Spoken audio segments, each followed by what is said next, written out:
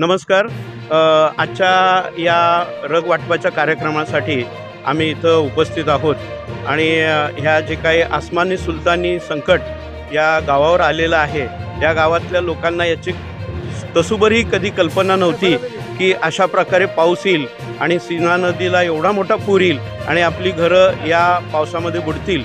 आणि पण देवाच्या अवकृपेनं हे जे काही घडलेलं आहे आणि त्यात आपण एक माणूस म्हणून आपलं हे कर्तव्य आहे की आपण फुल ना फुलाची पाकळी काहीतरी यांना द्यावं, या उद्देशानं या गावचे सुपुत्र अशोक टाकळी आणि त्याचप्रमाणे शंकरअण्णा टाकळी हे या गावाचे प्रतिष्ठित व्यक्तिमत्व, आणि फक्त प्रतिष्ठित याच्यासाठी म्हणावं की गरिबांचं दुःख जाणून घेण्याची जी त्यांच्याजवळ भावना आहे, यासाठी आपण त्यांना प्रतिष्ठित असं म्हणूया.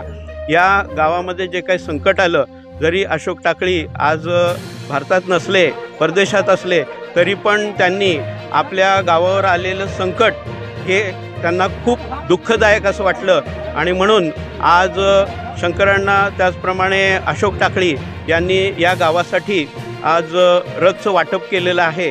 आणि या गावावर आलेल्या संकटातून देवांनी लवकरात लवकर ह्या गावकऱ्यांना बाहेर काढावं आणि असेच टाकळी परिवाराला गावासाठी सहकार्य मिळावं अशी भावना व्यक्त करून मी या गावासाठी देवाकडे प्रार्थना करतो. धन्यवाद. मी मधुकर शिवशंकर बिराजदार श्री संगीत सुधारणा समितीचे विश्वस्त आहे. आज निसर्गाच्या प्रकोपातून सीन आणि भीमाला भरपूर महापूर आलेले आहेत. त्यानिमित्ताने ह्या गावातील एक इंजिनियर आता इथिओपियामध्ये आहे. त्यांनी ह्या पूरग्रस्त बाधित लोकांना आणि शेतकऱ्यांना त्यांनी 100 ब्लँकेट 6,500 रुपयाचे त्यांनी वाटलेले आहेत. त्या कार्यक्रमाला मी उपस्थित राहिलेत. त्या अशोक टाकळे देवानी दीर्घायुष्य द्यावे ही भावना व्यक्त करून मी 2 शब्द सांगतो. चालू घडामोडींचे अपडेट्स जाणून घेण्यासाठी आपल्या महाराष्ट्र सुखदेव न्यूज चॅनलला जरूर सबस्क्राईब करा, लाईक करा, शेअर करा व कमेंट देखील करा.